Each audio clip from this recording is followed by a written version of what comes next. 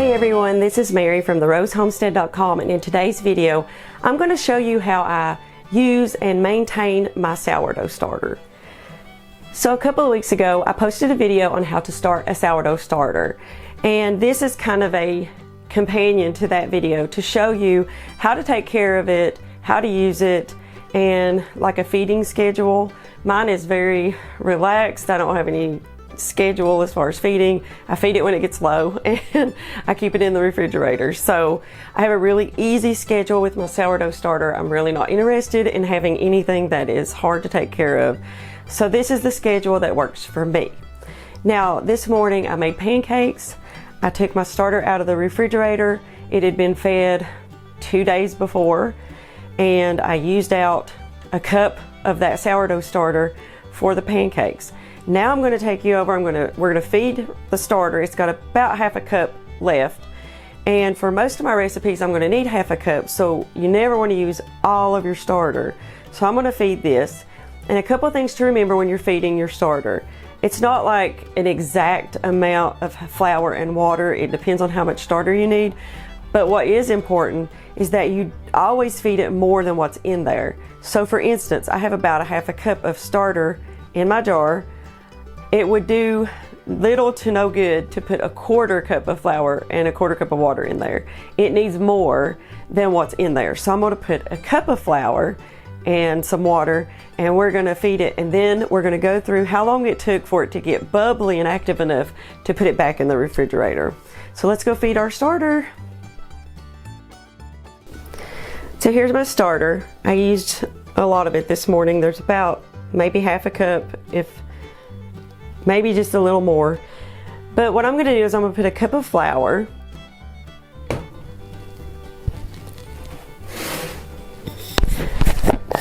I'm going to use some freshly milled flour.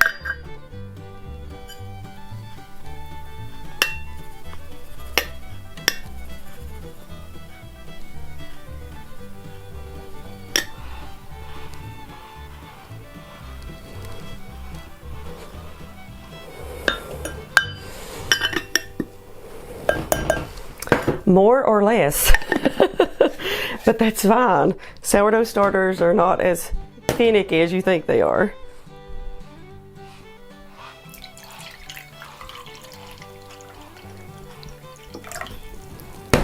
I'm going to start off with just a little over 3/4 of a cup of filtered water.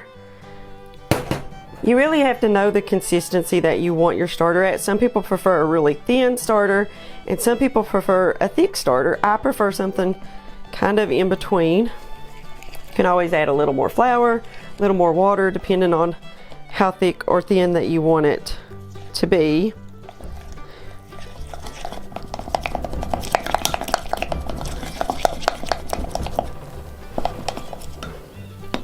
I think that's a little thin, so I'm just going to add just a tiny bit more flour.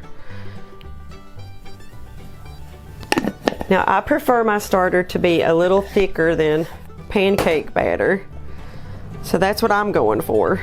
Some people like it to be almost like bread dough, and some people like it to be really thin and runny, and it really doesn't matter. It's going to work either way.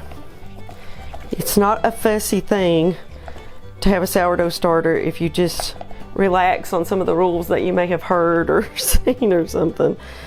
But that looks pretty good to me. Can't hold it up, it's got a lot of, but you always want to stir your starter really well to get a lot of air in there. And then that's it. So now we're just going to cover this. I use like a coffee filter and then a lid on this. I got a little crock, and I'm going to leave this on the counter at room temperature for several hours, and I will keep up with the time so that I can tell you exactly how long it took to get active. Our house is pretty warm, so I'll give you the temperature of the house too, so it'll give you kind of something to go by. So a few notes on maintaining, feeding, and taking care of a sourdough starter if you're brand new to that. So this sourdough starter that I just fed is a new starter, and I'm kind of building it up. I made a video and published it, I think it was a week or a week and a half ago, on recipes that you can use your sourdough discard for. I'm going to link it up above so that you can watch that. And I've been using my sourdough starter for those recipes, but you can use your established starter for those recipes as well, because sometimes you build up a lot of starter, you don't use it all, it's not very active, and you can use it in these recipes. But a couple of questions that you get are, does it matter what kind of flour that I feed my starter? And as long as it's in the wheat family, it's going to be fine. I have fed mine kamut, einkorn, whole wheat, freshly ground wheat, unbleached, all-purpose. Just make sure it's unbleached, spelt. I mean, you name it. I have fed it to this starter. As long as it's in the wheat family, it will be just fine. The starter is a lot more resilient than what you think. It doesn't have to be babied, or you don't have to feed it every single day and discard feed, discard feed. I wouldn't have a starter if that's how it had to be. The schedule I have is I feed it maybe once a week or twice a week, depending on how my week is looking and what kind of recipes I'm making, but it stays in the refrigerator all the time in between. I literally take my half a cup of sourdough starter for my bread recipe directly out of the fridge. I just dip in the fridge door, I dip the sourdough starter out, close the fridge door, and bring it over to my bowl. I have never had a problem. My bread rises beautifully. This was from starter that was out of the refrigerator. I'm going to bake this off in a few minutes, and this is freshly ground, 100% freshly ground whole wheat bread. So the rise on this is pretty good, and the starter came right out of the refrigerator. So I want to encourage you that keeping a sourdough starter is not you can make it as technical as you want it to be, or you can make it as simple as you want it to be. I've done all the technical. When I first had a sourdough starter, the information that I got was very technical. You weighed your flour, you weighed your water, you took all out but this many grams, and then you put this many grams in to replace it. And that's good if you got time and you want to be a technical type person. I'm not. I'm more of a eyeball it type person, and it's worked for a decade now, keeping a starter the way that I do. When I first started, I was technical. Now I just put some flour and water in it and get it the way I want it, and it works. So you can take my advice with a grain of salt. I'm not a sourdough expert, but it works. I get consistently beautiful loaves of bread. My biscuits rise, my cinnamon rolls, pumpkin rolls, everything rise. Everything does great, and I don't do all the technical stuff. So, but I want to give you a quick rundown of what a week would look like with my starter. We'll start with today. As you saw, I made some pancakes with my starter. I had just fed it 2 days prior to that, got it out of the refrigerator, got my cup out, made my pancakes. That left me with about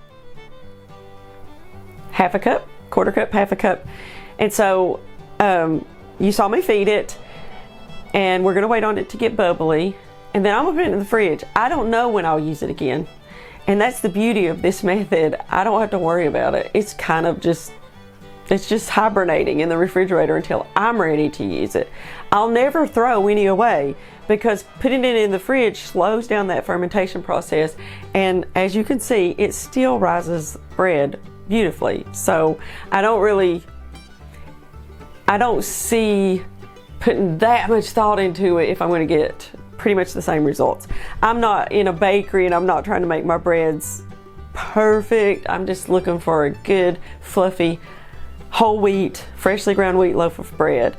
So, and by the way, be looking out for that video. This is a test. This is my test recipe for 100% freshly ground whole wheat sandwich bread, sourdough sandwich bread. So be looking for that. If this turns out good, then I've got the recipe, but I'll probably test it once more. I want to make sure that I get it perfect so that when you try it, it works.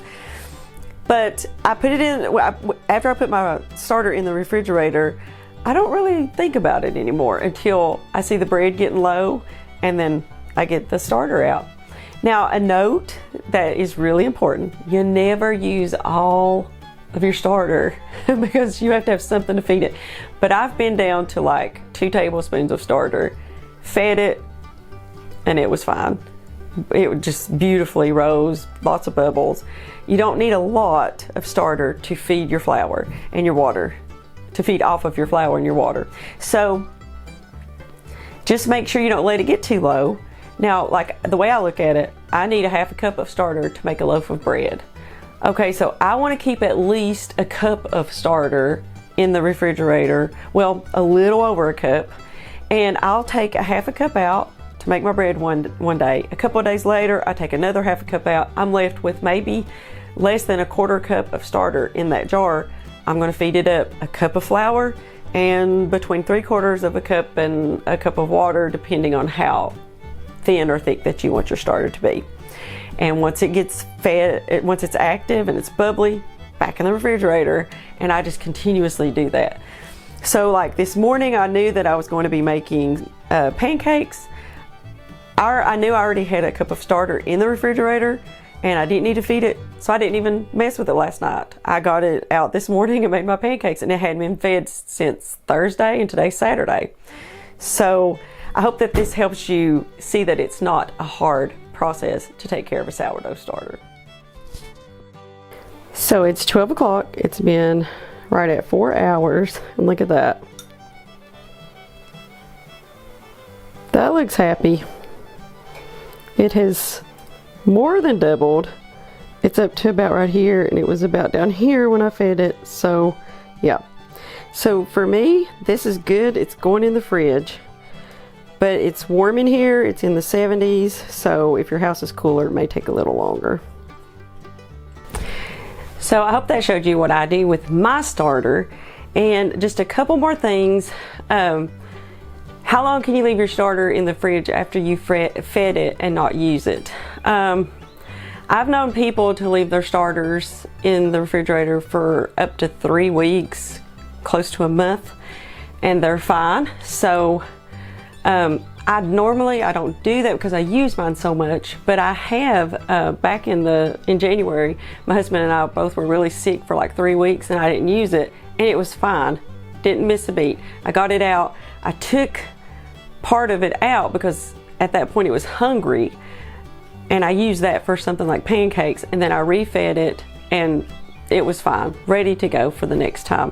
So just to recap, you use your discard for things like pancakes, biscuits, pizza.